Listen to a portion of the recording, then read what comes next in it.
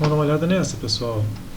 Durante a realização de certo experimento, um pesquisador necessitou de água líquida a 0 graus Celsius. Então, a gente sabe que no final do problema a gente só terá água líquida a 0 graus Celsius.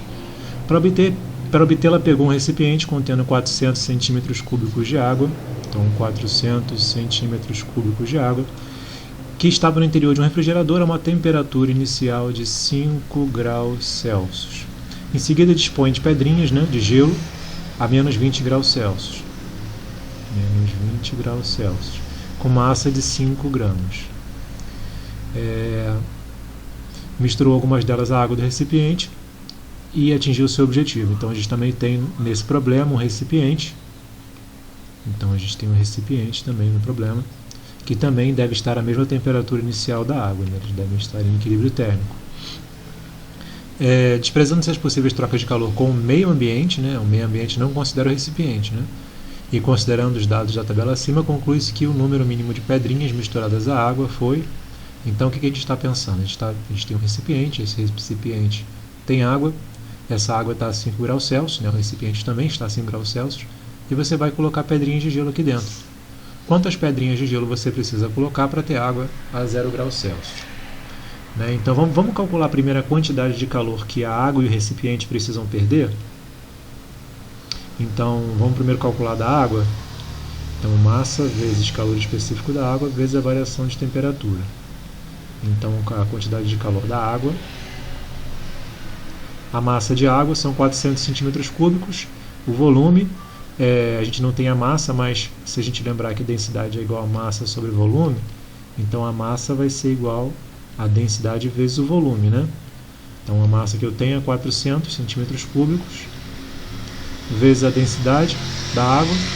A densidade da água é 1 grama por centímetro cúbico, então eu tenho uma massa de 400 gramas de água, Então aqui a gente tem 400 gramas de água, o calor específico da água é 1, e ela vai variar de temperatura de quanto até quanto? De 5 até 0, então ela vai perder 5 graus Celsius. Então a quantidade de calor vai ser menos 2.000 calorias. Então isso é o que a água precisa perder, para poder chegar a 0 graus Celsius. Agora vamos calcular o que o calorímetro precisa perder. Lembrando que a capacidade térmica é a quantidade de calor sobre a variação da temperatura, então a gente pode escrever que a quantidade de calor é a capacidade térmica vezes a temperatura. Então, qual é a quantidade de calor que o calorímetro precisa perder para poder chegar à temperatura?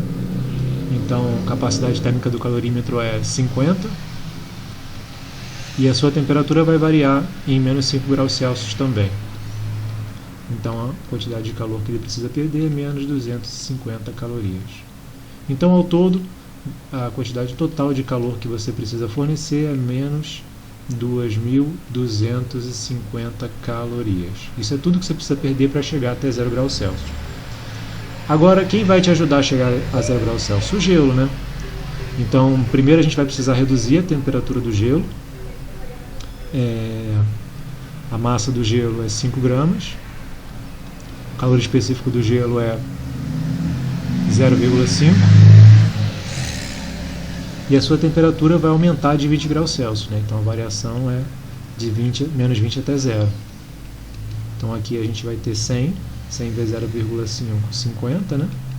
Então são 50 calorias que ele recupera, que ele pode receber, para poder chegar até 0 graus Celsius.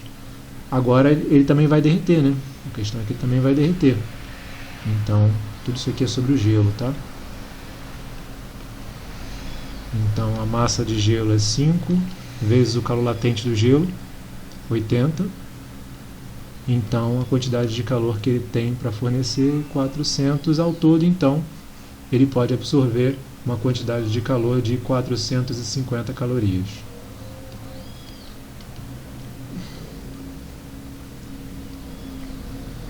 Então eu quero perder menos 250 calorias, menos 2.250 calorias, e cada pedrinha dispensa 450 calorias, é capaz de receber 450 calorias. Então o número de pedrinhas que eu vou precisar vai ser 2.250 dividido por 450.